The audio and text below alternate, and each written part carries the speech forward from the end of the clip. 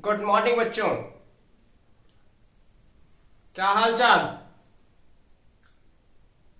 बढ़िया। तो चलिए आज की क्लास में हम बात करेंगे क्लास 9th का जो चैप्टर होगा, टॉपिक होगा मोशन। फिजिक्स की ये ब्रांच है जो कि मैकेनिक्स का ब्रांच है, कैनेमेटिक्स में आता है। तो आज की क्लास में हम बात करेंगे मोशन के बारे में। मोशन क्या होता है, मोशन के बारे में हम समझेंगे, रेस्ट के बारे में समझेंगे। सबसे चैप्टर का जो आपका नाम होगा ये होगा मोशन, जिसको हिंदी में हम गति कहते हैं। गति क्या होता है, मोशन क्या होता है, ये क्लास 9th का सिलेबस होगा। टोटली हम लोग धीरे धीरे करके इस चैप्टर को पढ़ेंगे, आराम से पढ़ेंगे, सीखते चलेंगे, सब कुछ क्लियर करते चलेंगे, हर एक कॉन्सेप्ट क्लियर करते चलेंगे, हर एक न्यूमेरिकल सॉल्व करते चलेंगे। धीरे धीरे स्टेप बाय स्टेप हम लोग ग्रो करेंगे। तो चलिए आज की क्लास में हम स्टार्ट करते हैं मोशन के बारे में। मोशन क्या होता है, रेस्ट क्या होता है। तो सबसे पहले हमें समझना होगा रेस्ट के बारे में। रेस्ट का मतलब क्या होता है? रेस्ट का मतलब होता है, अगर देखा जाए तो रेस्ट मतलब अगर फिजिक्स के लैंग्वेज में विराम होता है। ऐसे तो रेस्ट का मतलब आराम भी आप लोग जानते हैं। रेस्ट का मतलब बाकी या शेष भी जानते हैं, जो बचा हुआ पार्ट होता है। बट हम इसकी बात नहीं कर रहे हैं यहां पर। हम किसकी बात कर रहे हैं? रेस्ट मतलब आराम या विराम। विराम की बात कर रहे हैं, आराम की बात नहीं कर रहे हैं। रेस्ट मतलब आराम करना भी होता है, बट हम बात कर रहे हैं विराम की। विराम का मतलब होता है रुका होना। क्या होता है? रुका होना। ठीक है। तो रुका होने का अगर कॉन्सेप्ट समझा जाए क्या होता है, तो एक हम लोग गाड़ी बना लेते हैं। एक ये कार हम लोगों ने बना दिया। अब नाम हमें नहीं पता इस कार का नाम क्या है, आप लोग नाम रख लीजिएगा जो भी रखना होगा। ये हम लोगों ने एक कार बना दिया, ठीक है। 2 पहिए भी लगे हैं, 2 नहीं बल्कि 4 लगे हैं। 3D एनिमेशन है, 3D फिगर है, इस वजह से उधर वाले 2 पहिए हम लोगों को क्लियर नहीं दिख रहे हैं। हम इनको एनालाइज करना शुरू करते हैं। अगर टाइम इक्वल टू 0 है, हम मान लेते हैं हम अपनी वॉच पहने हुए हैं और वॉच में हमारे अभी 1 o'clock हो रहा है। कितना हो रहा है? 1 o'clock हो रहा है। हम क्या करते हैं, टाइम के साथ इसको एनालाइज करते हैं। टाइम धीरे धीरे बढ़ता जाएगा, बढ़ता जाएगा, बढ़ता जाएगा। टाइम रुकने ही वाला नहीं है। टाइम हमेशा चलता रहता है, कभी रुकेगा नहीं। टाइम बढ़ता जाएगा, बढ़ता जाएगा। बट कार को क्या देख रहे हैं, ये जो कार है ये अगर अपने पोजीशन से इसकी पोजीशन चेंज नहीं होती है विथ रिस्पेक्ट टू किसके? टाइम के, तो हम कहेंगे कि this body, this car is in rest. क्या कहेंगे? अगर टाइम के रिस्पेक्ट में इस बॉडी की पोजीशन, इस बॉडी के स्टेट में कोई चेंजिंग नहीं आ रही है, तो इस कंडीशन में हम कहेंगे कि ये बॉडी रेस्ट में है। और अगर इस बॉडी की पोजीशन, लोकेशन टाइम के रिस्पेक्ट में चेंज होने लगे, टाइम जैसे जैसे बढ़ने लगे, ये भी धीरे धीरे अपनी पोजीशन को चेंज करने लगे, तो इस कंडीशन में हम कहते हैं कि the body is in motion. क्या बात करते हैं कि अगर किसी बॉडी की position with respect to time change हो रही है तो हम उसको कहते हैं मोशन में। और अगर किसी बॉडी की position with respect to time change नहीं हो रही है तो उस कंडीशन में हम कहते हैं the body is in the rest. तो अगर हम पहली बात करें, रेस्ट के डिफिनीशन की बात करें, रेस्ट क्या होता है, फिर देन बात करेंगे मोशन क्या होता है, मोशन कितने टाइप्स का हो सकता है।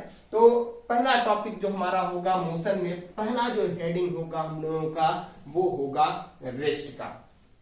क्या होगा हम लोगों का? रेस्ट होगा। रेस्ट का मतलब हमने बताया हिंदी में कि विराम कहते हैं। विराम मतलब रुका हुआ होता है। रेस्ट का मतलब क्या कहते हैं कि if the position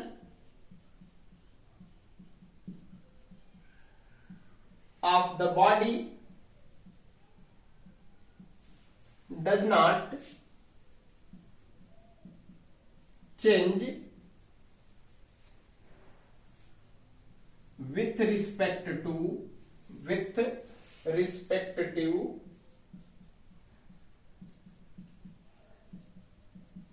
time, then the body is said to be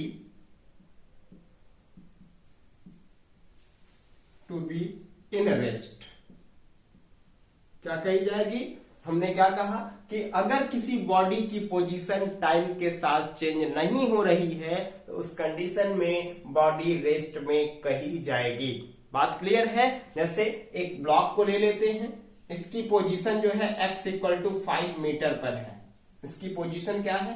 और टाइम जो है 1 o'clock हो रहा है. कितना बज रहा है? टाइम जो है 1 o'clock हो रहा है. अगर बात करें टाइम जो है 1 o'clock से 2 o'clock हो गया, कितना हो गया? 2 बज गया. बट इसकी पोजीशन अगर यहीं पर है, इसकी लोकेशन अगर यहीं पे है, तो हम कहेंगे कि बॉडी रेस्ट में है. अदरवाइज बॉडी क्या है? मूव कर रही है, चल रही है, एक जगह से दूसरी जगह तक जा रही है. लेकिन क्या देख रहे हैं कि इसकी लोकेशन x = 5 पर थी. ये अपने घर पे था. 1 बजे भी अपने घर पे था, 2 बजे भी अपने घर पे है, 3 बजे भी अपने घर पे है. तो हम कहेंगे कि ये टाइम के रिस्पेक्ट में, इसके पोजीशन में, इसके लोकेशन में कोई चेंजिंग नहीं आ रही है. तो इस तरह हम लोग कहेंगे कि बॉडी जो है वो रेस्ट की कंडीशन में है. और अगर कहीं ऐसा हो जाए कि 1 o'clock पर जो बॉडी है वो अपने घर पर थी और 2 o'clock पर या 1 o'clock से थोड़े समय बाद 1:05 पर जो बॉडी है, जो कार है, वो अपने घर से निकल करके रोड पर चली गई, बाहर चली गई, तो इस कंडीशन में हम कहेंगे कि the body is in motion. तो मोशन की भी बात कर लेते हैं. मोशन को हमने अभी हिंदी में बताया था कि गति कहते हैं. गति मतलब चल रहा. गति का मतलब समय के साथ साथ चल रहा हो. टाइम भी चल रहा है, वो भी चल रहा है, हम भी चल रहे हैं, टाइम ही चल रहा है, हम भी चल रहे हैं, हम टाइम को पछाड़ना चाहते हैं, टाइम हमको पछाड़ना चाहता है. तो हम क्या कहते हैं कि if the position of the body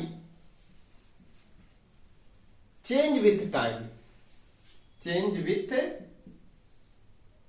time, then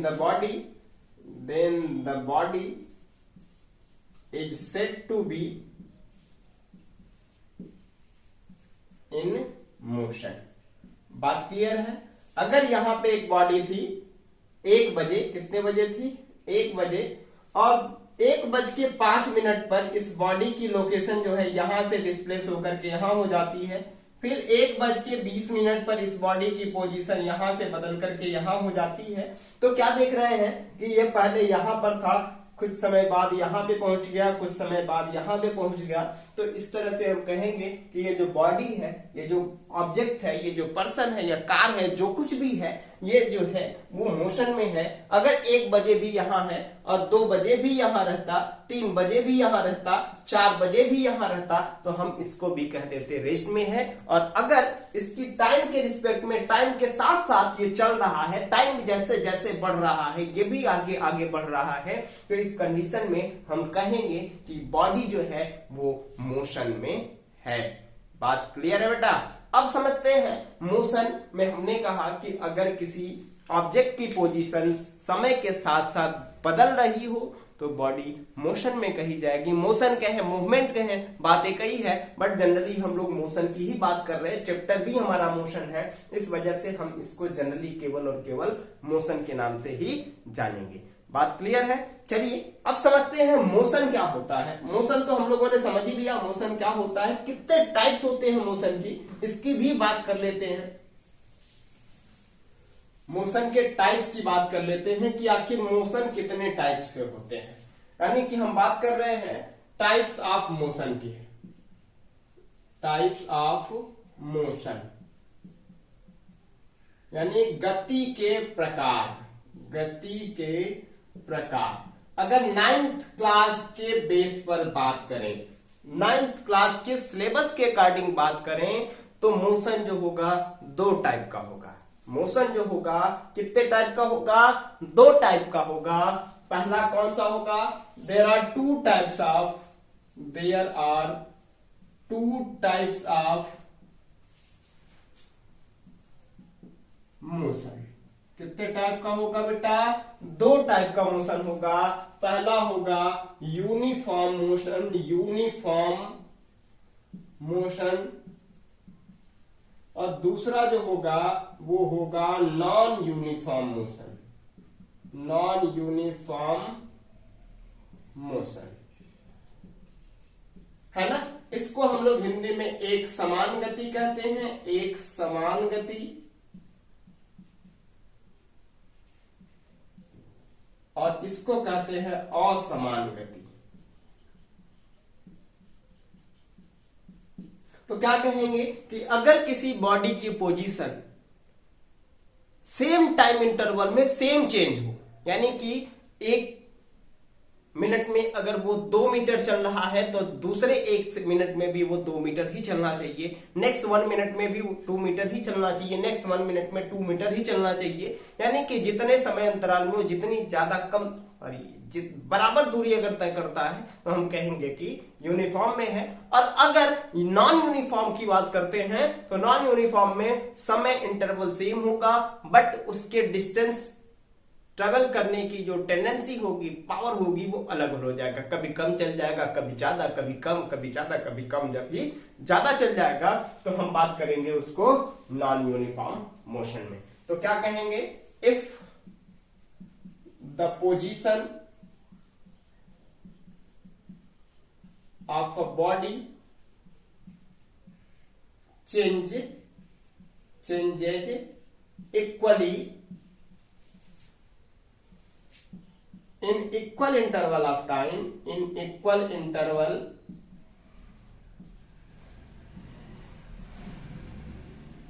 time, then the body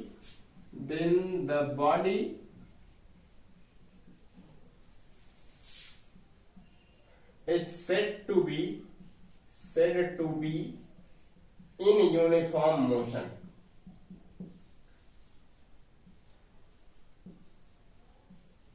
ठीक है, अभी समझेंगे फिगर बना करके। अब क्या कह देते हैं, इसी का ठीक उल्टा कह देते हैं, if the position of a body changes unequally in equal interval of time,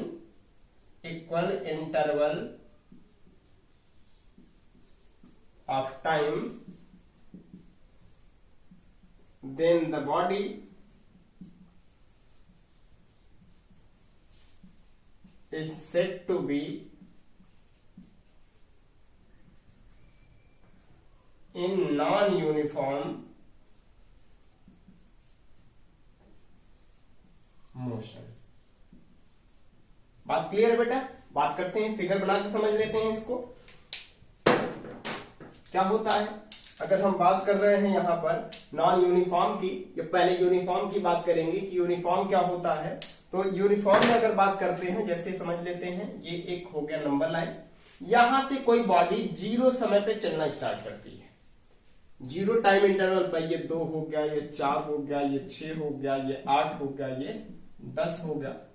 ये मीटर है, 0 metre, 2 metre, 4 metre, 6 metre, 8 metre और 10 मीटर। क्या बात कर रहे हैं? और समय अगर यहां से जितना समय ले रहा है यहां जाने में, उतना ही समय यहां से यहां, यहां से यहां, उतना ही समय यहां से यहां अगर ले रहा है, सबका समय अगर सेम है, तो क्या देख रहे हैं कि ये 2 मीटर जो है मान लेते हैं 1 मिनट में ट्रेवल करता है। तो यहां से यहां तक का भी टाइम इंटरवल 1 मिनट ही होना चाहिए। यहां से एक टाइम इंटरवल 1 मिनट होना चाहिए, 1 मिनट होना चाहिए, 1 मिनट होना चाहिए। अगर समान समय में समान दूरी तय करता है, पोजीशन तय करता है, तो इस कंडीशन में हम कहते हैं कि बॉडी जो है यूनिफॉर्म। क्या देख रहे हैं कि 1 मिनट में ये 2 मीटर ट्रेवल किया है, नेक्स्ट 1 मिनट में भी ये 2 मीटर, 4 - 2 कितना हो जाएगा? 2 हो जाएगा, 2 - 0 कितना हो जाएगा? 2 हो जाएगा। नेक्स्ट 1 मिनट में भी 6 - 4 कितना हो जाएगा बेटा? 2 हो जाएगा। यहां पर भी क्या देख रहे हैं, नेक्स्ट 1 मिनट में ये भी 8 - 6 कितना हो जाएगा? 2 मीटर ट्रेवल किया। नेक्स्ट 1 मिनट में भी ये कितना ट्रेवल किया बेटा? 2 मीटर ही ट्रेवल किया। तो इसका मतलब क्या है कि जो बॉडी है वो किस कंडीशन में है? किस तरह से है, यूनिफॉर्म मोशन में है। सेम टाइम इंटरवल में वो सेम पोजीशन कवर कर रही है, सेम पोजीशन चेंज कर रही है, सेम डिस्टेंस ट्रेवल कर रही है। इस वजह से हम इस बॉडी के मोशन को क्या कहते हैं, यूनिफॉर्म मोशन कहते हैं। और अगर कहीं ऐसा हो जाए कि ये बॉडी यहां से चलना स्टार्ट की है, ये 2 मीटर हो गया, ये 4 मीटर हो गया, ये 6 मीटर हो गया, है ना, ये 7 मीटर हो गया, ये 8 मीटर हो गया, ये 9 मीटर हो गया। अगर ये 0 से 1 मिनट में जो है वो 2 मीटर ट्रेवल करती है, दूसरे 1 मिनट में ये 1 ही मीटर ट्रेवल करती है, ये कहां पहुंची होगी, 3 पर। यानी समय क्या देख रहे हैं, टाइम जो देख रहे हैं फिक्स है, बट डिस्टेंस क्या है, पहले 2 ट्रेवल कर रहा, फिर 1 ट्रेवल करने लगा, फिर यहां से ये 5 पर पहुंच जाती है, फिर 2 ट्रेवल कर दिया, फिर 5 से 9 पे पहुंच जाती है डायरेक्ट, तो यहां क्या देख रहे हैं, 3 ट्रेवल कर दिया। तो टाइम इंटरवल सेम होना चाहिए, 1 ही मिनट में ये 1 मिनट में ही ट्रेवल कर दिया, और यहां भी 1 मिनट में ही, पहले 1 ट्रेवल किया, 1 मिनट में 2 मीटर ट्रेवल किया, फिर 1 मीटर ट्रेवल किया, फिर 1 मीटर 2 मीटर ट्रेवल किया, फिर 3 मीटर ट्रेवल कर दिया। तो क्या देख रहे हैं कि जो बॉडी है वो समान समय अंतराल में समान दूरी 1 मिनट में कभी 1 मीटर ट्रेवल कर रही है, कभी 2 मीटर ट्रेवल कर रही है, कभी 3 मीटर ट्रेवल कर रही है। तो इस तरह से बॉडी के मोशन को हम नॉन यूनिफॉर्म मोशन के नाम से जानते हैं। बात क्लियर है बेटा? चलिए नेक्स्ट टॉपिक हम लोग स्टार्ट करते हैं। डिस्टेंस क्या होता है, डिस्टेंस समझेंगे, डिस्टेंस क्या होता है, डिस्प्लेसमेंट क्या होता है, उनमें डिफरेंस क्या होता है, ये सारी बात हम लोग आज करेंगे। चलिए तो स्टार्ट करते हैं। जो टॉपिक है हमारा वो है डिस्टेंस। क्या है? डिस्टेंस है। डिस्टेंस को हिंदी में हम दूरी कहते हैं। क्या कहते हैं? दूरी कहते हैं। और जनरली इसको S से डिनोट करते हैं, कहीं कहीं D से भी डिनोट करते हैं, तो कोई प्रॉब्लम नहीं होनी चाहिए। S दिया हो या D दिए हो, दोनों का मतलब सेम है। डिस्टेंस मतलब D, S मतलब डिस्टेंस ही होता है। तो बात क्लियर है, डिस्टेंस को हम S से भी डिनोट कर सकते हैं और D से भी डिनोट कर सकते हैं। इसमें कोई कंफ्यूजन नहीं होना चाहिए कि S दिया है तो दूसरा होगा, D दिया है तो दूसरा दिया है। बट एक चीज ध्यान रखना है कि अगर यूनिट में कहीं S दे देता है, उसका मतलब होता है सेकेंड। क्या होता है? सेकेंड, मतलब टाइम का यूनिट हो जाता है। तो यहां हम बात समझते हैं दूरी क्या होता है, डिस्टेंस क्या होता है। तो क्या कहते हैं? The total path length, the total path length cover by a body is called as distance. क्या कहते हैं? डिस्टेंस क्या है, किसको कहते हैं? जो एक्चुअल पाथ की लंबाई होती है, या फिर कह सकते हैं एक्चुअल पाथ की लंबाई क्या कहते हैं? डिस्टेंस कहलाती है। Length of actual path is called as distance. जैसे यहां से एक बॉडी चलना स्टार्ट किया और यहां गया, फिर यहां गया, फिर यहां, फिर यहां, फिर यहां, फिर यहां, फिर यहां। तो क्या करेंगे? लेंथ की अगर बात करेंगे, पाथ की बात करेंगे, तो यहां से यहां मान लेते हैं कि 5 मीटर है, यहां से यहां 5 मीटर होगा, ये भी 5 मीटर अगर मान लेते हैं, ये 4 मीटर मान लेते हैं ऐसा, ये 10 मीटर, ये 9 मीटर, ये 6 मीटर, ये 2 मीटर। तो जो डिस्टेंस हो जाएगा, डिस्टेंस जो होगा वो कितना हो जाएगा? 5 + 10 + 5 + 5 + 6 + 4 + 2 कितना हो जाएगा? 5 10 5 5 6 4 2 कितना? 5 और 10 15, 5 20 25 31 और 6 कितना? 37 जो होगा यूनिट, वो क्या हो जाएगा? मीटर है तो यूनिट नहीं लिखेंगे, मीटर लिख देंगे। ये क्या हो जाएगा? डिस्टेंस हो जाएगा। तो क्या कहते हैं? जो रास्ते की लंबाई होती है, जितना भी कोई बॉडी ट्रेवल करती है, तो इसी को हम क्या कहते हैं?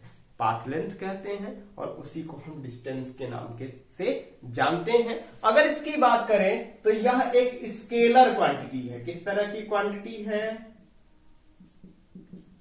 स्केलर क्वांटिटी है। स्केलर का मतलब हिंदी में इसको अदिश राशि कहते हैं। इसको डिनोट करने के लिए, इसको प्रदर्शित करने के लिए, इसको दिखाने के लिए कभी भी डायरेक्शन की जरूरत नहीं होती।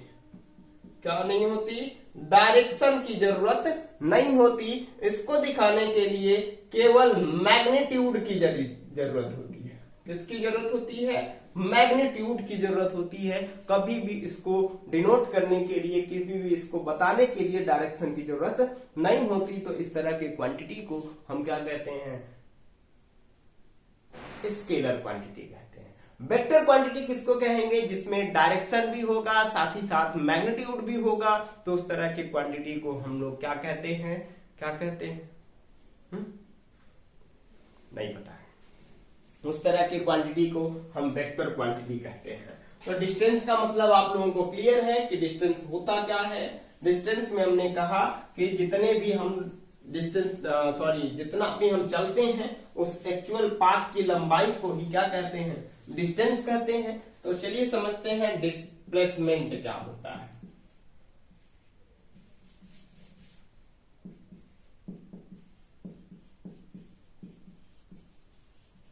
डिस्प्लेसमेंट जिसको हिंदी में हम विस्थापन कहते हैं, है ना।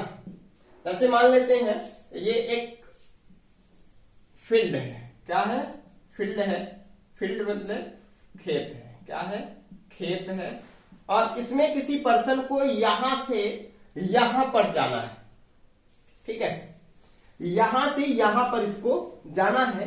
तो इसके लिए बहुत सारे रास्ते ओपन है। बहुत सारे क्या है? रास्ते ओपन है। क्या कर सकता है? यहां से पहले इस कॉर्नर में जाए, देन इस कॉर्नर से यहां पे चला है। ऐसा भी कर सकता है। या फिर ऐसा कर सकता है यहां से चले, ऐसे चलते हुए ऐसे आए, फिर ऐसे चलता सकता है। दूसरा कंडीशन क्या हो सकता है कि ऐसे इसको डायरेक्ट आ जाए। ठीक है, क्या आ जाए? तो हमें डायरेक्ट वाले से ही मतलब है। अगर ये ऐसे घूम करके आता है या ऐसे घूम करके जाता है तो इसमें क्या देख रहे हैं? यहां डायरेक्शन कुछ और है, यहां डायरेक्शन कुछ और है। इसमें भी अगर देख रहे हैं तो ये डायरेक्शन कुछ और है, यहां पर डायरेक्शन कुछ और है। तो यहां से यहां तक की लेंथ प्लस यहां से यहां तक की लेंथ को क्या कहते हैं? डिस्टेंस कहते हैं। क्या कहते हैं? डिस्टेंस। उसी तरह से ये भी क्या होगा? डिस्टेंस ही होगा। बट अगर देखें इनिशियल पॉइंट जो है, इनिशियल मतलब इनिशियल ये है और फाइनल इसको पहुंचना यहां पर है। इनिशियल मतलब स्टार्टिंग पॉइंट होता है और फाइनल का मतलब लास्ट जहां तक उसको जाना है। तो इसके लिए अगर देखें तो इनिशियल और फाइनल, तो अगर डिस्प्लेसमेंट के डिफिनेशन की बात करते हैं तो कहते हैं द शॉर्टेस्ट डिस्टेंस। शॉर्टेस्ट मतलब सबसे कम। जाने को तो ये भी था इनिशियल और फाइनल के बीच, इनिशियल और फाइनल के, लेकिन कम से कम डिस्टेंस की बात कर रहे हैं। The shortest distance between initial point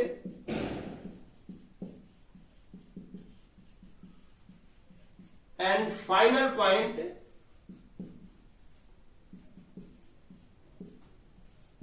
is called as displacement। बात क्लियर है? It is a vector quantity. It is a vector quantity. बात क्लियर है ना? क्या होता है? इसकी डायरेक्शन फिक्स है, एक ही डायरेक्शन है इसकी। क्या है? एक ही डायरेक्शन है, इधर से इधर की तरफ, और कोई इसकी डायरेक्शन नहीं है। साथ ही साथ इसकी वैल्यू भी होगी 2 4 5, इसका मैग्नीट्यूड भी होगा, डायरेक्शन भी होगा। तो इसलिए हम इस तरह की क्वांटिटी को क्या कहते हैं?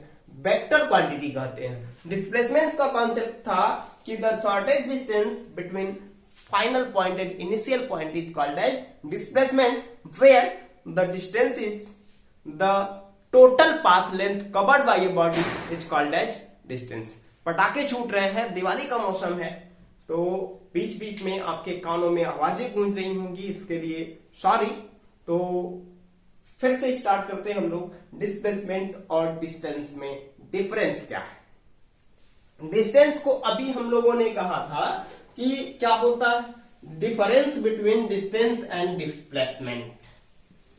डिस्टेंस में और डिस्प्लेसमेंट में हम लोग बात करेंगे डिफरेंस क्या क्या होता है, ठीक है। Difference between distance and displacement, है ना। एक तरफ हम लोग लिखेंगे डिस्टेंस को, एक तरफ लिखेंगे डिस्प्लेसमेंट को, ठीक है। पहला जो होगा इनका डिफिनीशन लिख देंगे, पहले में क्या लिख देंगे, डिफिनीशन लिख देंगे।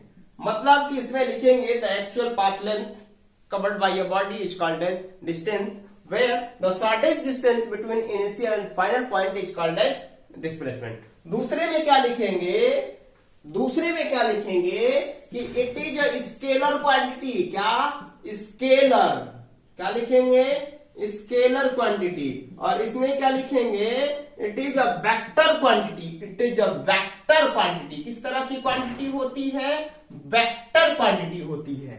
थर्ड में क्या बात करेंगे, it is always positive, it is always positive, ये हमेशा पॉजिटिव होगा, लेकिन इट कैन बी पॉजिटिव और नेगेटिव और जीरो, ये तीनों हो सकता है बेटा। ये हमेशा पॉजिटिव होगा, ये पॉजिटिव भी हो सकता है, नेगेटिव भी हो सकता है, जीरो भी हो सकता है।